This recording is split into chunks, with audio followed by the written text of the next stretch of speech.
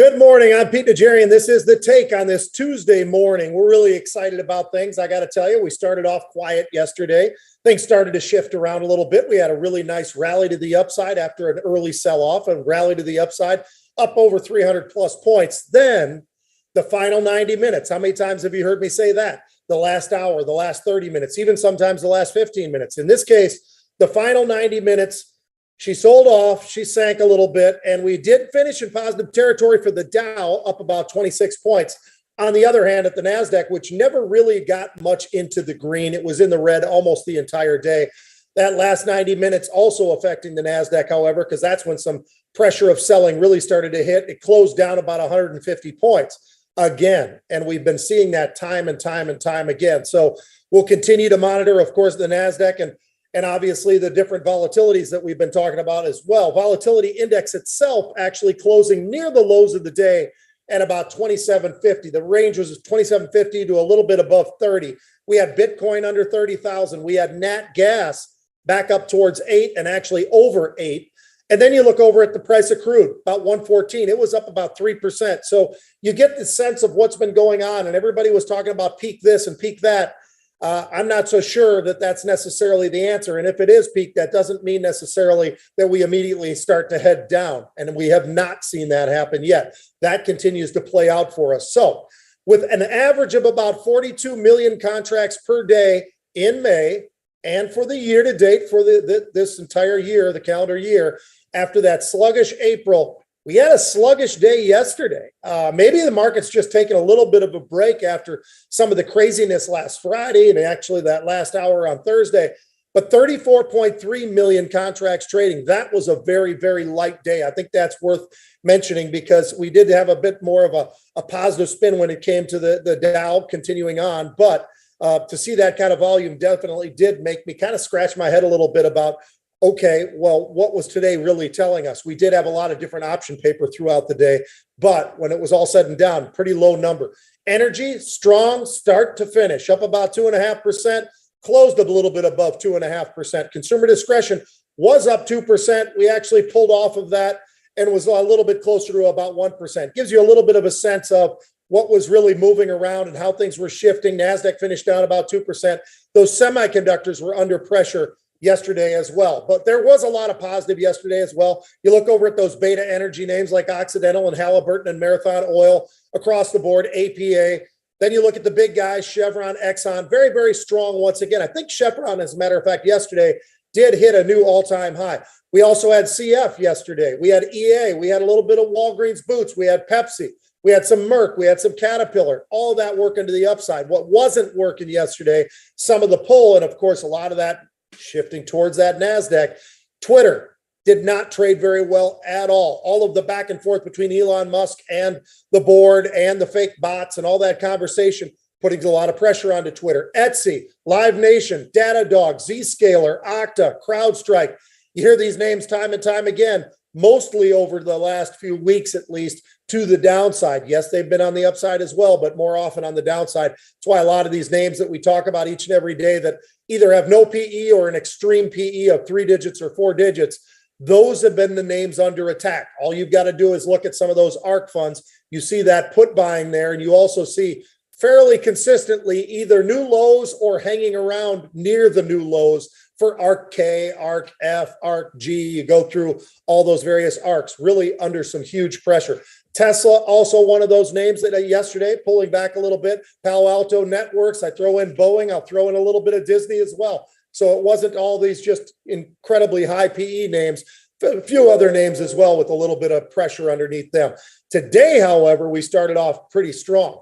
And a lot of that, I think, is the focus back towards some of the earnings, Home Depot being one of those, not Walmart. We'll get into that in just a second. But in the pre-market, up about 350 points for the Dow, up about 225 for the NASDAQ, up about close to 60 for the S&P. The S&P has been kind of hanging in there pretty decent throughout this first hour. Last I looked, it was under 50 points, probably closer to about 48 points to the upside. The Dow still holding on to most of it, but about 240 points to the upside, 180 points for the NASDAQ. Now, these are shifting around, as we all know. If you're watching the markets for any period of time, the shift happens. It seems like anytime you hit refresh, you're going to see different numbers popping up in a big way oftentimes. Crude, right around that 114, hanging in there. 10-year, not a whole lot of movement, about 2.94, somewhere close to that. Looking over at the volatility index, somewhere closer towards 26.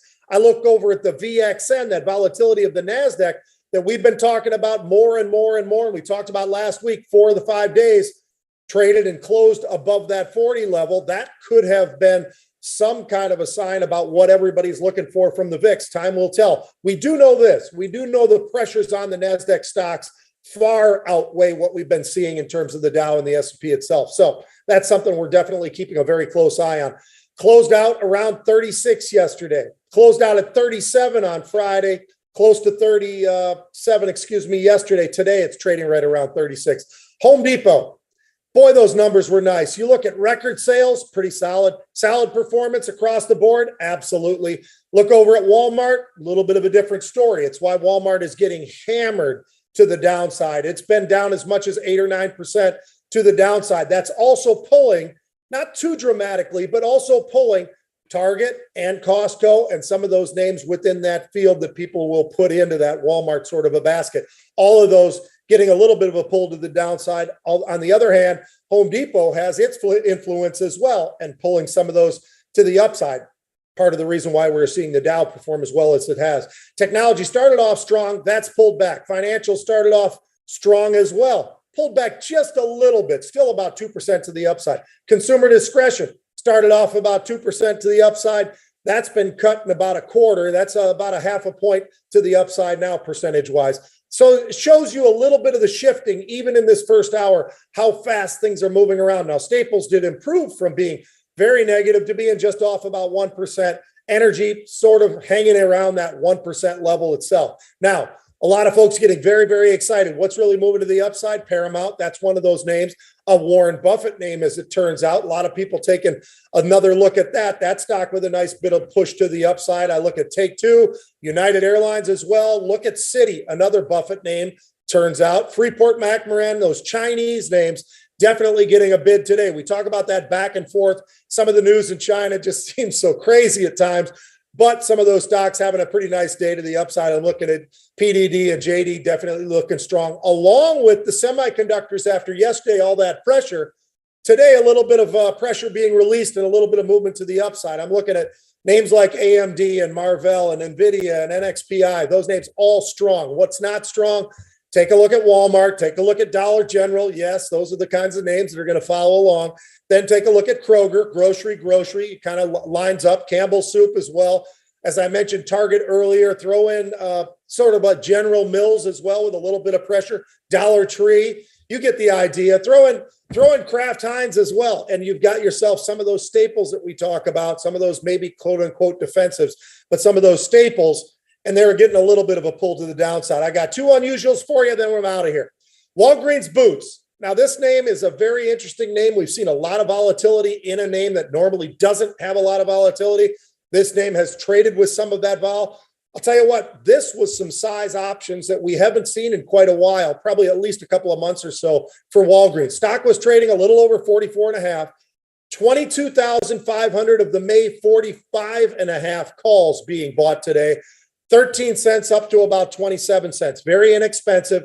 Cheap shot to the upside. If Walgreens continues to make any kind of a move to the upside, these options certainly do have a chance. Got, enough days for that to happen. So that one definitely stuck out for me. I got something on the negative, playing against what we're seeing in the markets. I mentioned S&P quite a bit higher, NASDAQ quite a bit higher, Dow much, much higher, 300 points to the upside, 240, wherever it is right now. But we're looking at the IWM. Now, I thought this really stood out for me because the size of the trade. So that's the Russell 2000, trading around 180. We got a buyer of 40,000 June 170 puts. They're not looking for something immediate, or they would have stayed in May. They're going out to June, full June expiration cycle, and they're looking at 40,000 of these 172 puts. Those are going for about 350 to 380. They're also a smart trader, for me at least, my read, because of the fact they're spreading off of this, because that's a fairly big chunk. 40,000 times 3.5, that's a big number. But they're selling the 168 puts. So they're turning this into a 6-point spread and they're selling those for something close to 250. So paying $1 for that spread. I'm not trying to confuse anybody. Just focus on the fact that somebody out there very, very negative on what the Russell might be doing. Buying this, could it be protection? Absolutely, it could. But are they also potentially positioning themselves to have a move to the downside in the IWM? That's certainly a possibility as well. These 172 puts at 350, that's a big number. So if you don't understand what I'm talking about, you do want to get educated. This is a great idea type of a thing. Spreads, we like to see that oftentimes. Gives you a little bit of that leniency and ability to take some of the risk off of the table as you're still going to be able to really profit from the downside. So you're paying $1 for a $6 spread. Those are the kind of odds that I like when I'm looking at spreads as well. I'm usually looking for anywhere from 3 to 4 to 1. This is 6 to 1. So something to keep an eye on. Folks, have a great day of trading. I'm Pete Najarian. This is Market Rebellion. This is The Take. We're here each and every day. Look forward to seeing you tomorrow.